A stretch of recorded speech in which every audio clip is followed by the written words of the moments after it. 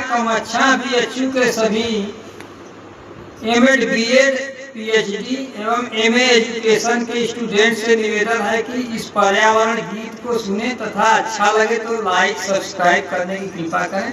अब हम गाना गा रहे हैं पर्यावरण पर। हवा में CO2 का फैला जहर है, जीवन को हर क्षण निगलता प्रदूषण। कल कारखाना या मलजल का पानी नदी में बहाते बढ़ाते प्रदूषण। नेताजी कहते अगर तुम जिताओ आकर मिटाएंगे जग का प्रदूषण।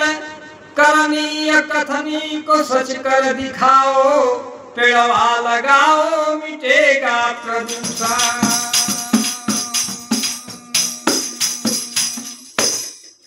पेड़ पौधा भी न सूना जहानवाना, पेड़ पौधा भी न सूना जहानवाना।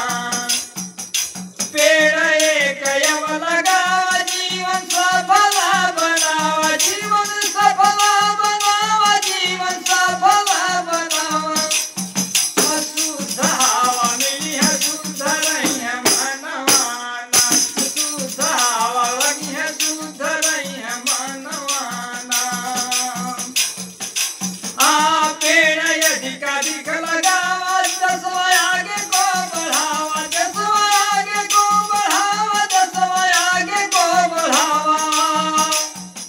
सुंदर सुंदर बनी है देश में भवनवाना, सुंदर सुंदर बनी है देश में भवनवाना।